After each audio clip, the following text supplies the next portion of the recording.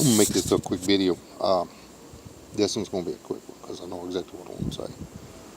There's a lot of people out there that plan on trying to survive something, whatever the something is,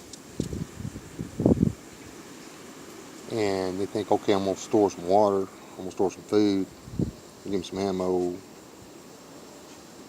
whatever. They have a little garden patch with chickens, my goats. Just had a major wake-up call at my little place right here.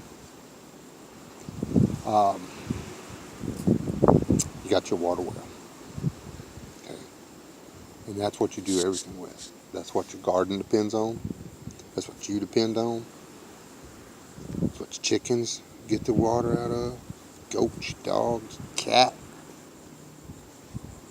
And without it, where I'm at, where I live, if you don't have a well, you're done. Okay? And there's water. I'm standing on top of water right now. It's 40 foot straight down.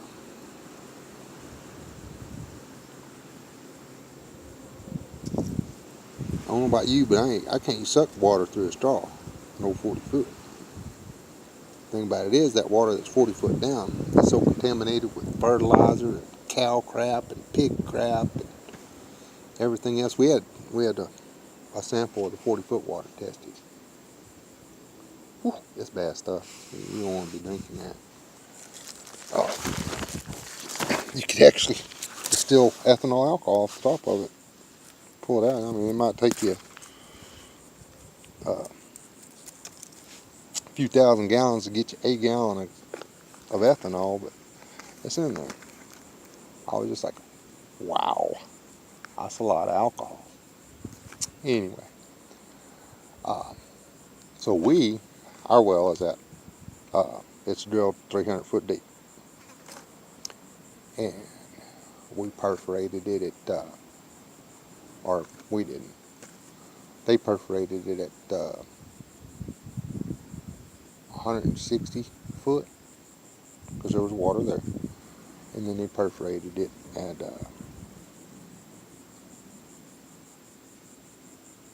250. 42 and 50. There's two water zones down there. That's pretty good water. You can drink it. It's still got a little alcohol in it. I figured that one out. It's got some metals and stuff like that. But you can drink it. You can bathe in it. Here's what this is all about, though. When that well goes down, and there's, assuming you don't have on site a pulling unit, I just wanted to know, I never want to go through this again.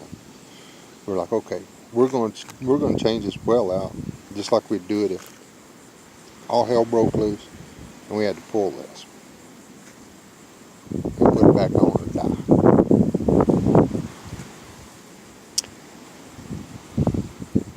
It took me and another man 8.5 hours to pull the well. We had to bring that pump up 278 feet out of the ground. Took 8.5 hours. Neither one of us could barely walk after we were done. Pulling it out was the easy part. 2 days to pull back down. And we couldn't just grab a hold of it and drag it out of the ground.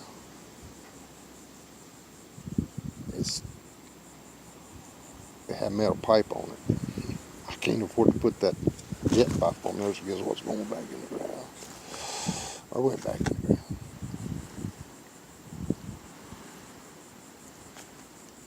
Water catchment. See, I prepared mine. Pastor Joe Fox, always talking big about that water catchment system. And it's a good plan. I'd have a bunch of dead animals around here.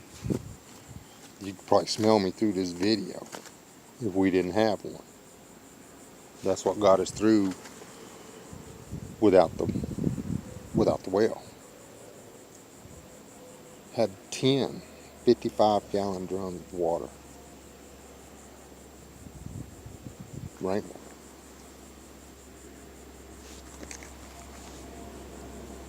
Um, keeping the garden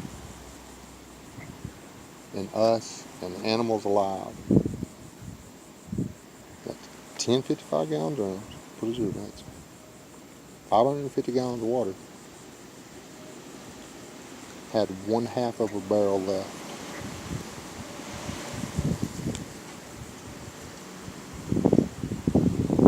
Now there was a couple of days there that we were waiting for the pump to get here because I'm cheap. Didn't run down to the local store and pay the extra $300 for it, ordering it online.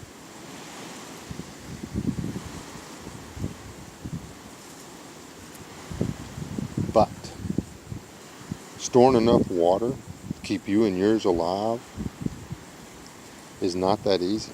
I had no idea how much water we pulled out of the ground. I had no idea.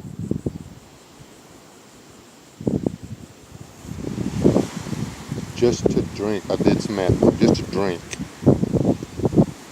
in this part of the world, this is hot. We got mild winters, reasonably long springs, kind of a drawn out fall. But we got summers like you wouldn't believe. And it takes on average 2.5 gallons of water a day to keep a person alive here. You get 4 or 5 people, that's a lot of water. Then you got critters. Chickens are, let's talk about chickens. Chickens drink a quart of water a day apiece. I never would have thought that. Them thirsty little buggers. When it's hot, that's how they keep cool. If they don't have water, they die. We lost chickens. One little pen is roosters.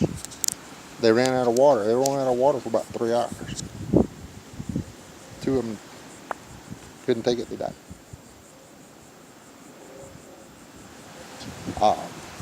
We now have catchment system in the hen house, so that we've got more water.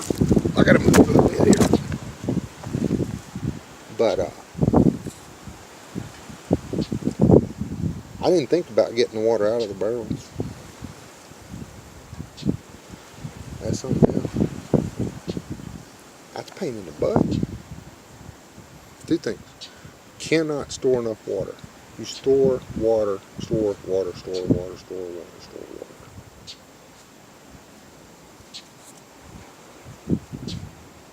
When this is all said and done, I'm going to try to have about 10,000 gallons of water on this place. Just somewhere where I can get to it. And by golly, I'm buying me a hand pump. I'm buying me a battery powered pump. I'm going to buy me a rope and a bucket.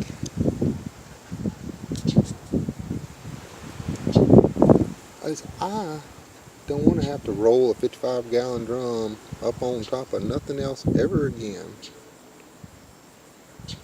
and try to get the water poured out of it. Now, we siphoned a lot. We were able to siphon it out, but it's just a pain in the butt. Putting in an outhouse, too. One of them there old-fashioned composting toilets. But this is soon to be a thing of the past.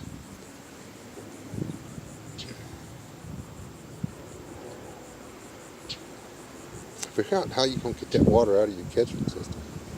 Build your catchment system where you can get the water out of it. Don't just think, well, I've got the water in there, everything's cool. You got to be able to use it. Here's the other thing. You're never going to be able to store enough water. You better figure out some way to replenish that. It didn't occur to me how long it took for us to catch that water and how much of it I didn't catch. It rained while we were waiting for the pump to get here. And it rained good. It rained over 2 days. We probably got 3 showers that that gave us a 1/4 inch of rain each time. That don't sound like a lot, but I didn't have my barrels set back for some shoes. So I stuck them back in there real quick. Anyway, long story short, I didn't put them in the right place. I didn't catch the water. Missed about 2 inches. So instead of catching 550 gallons of water, I think I caught 3 of the barrels caught about half full. The rest of it went out on the ground.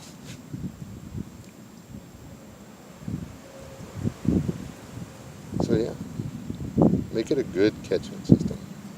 I mean, that's your solar energy, your batteries and all that stuff. What good are they going to do you? Or whoever finds your dead body if you didn't have anything to drink?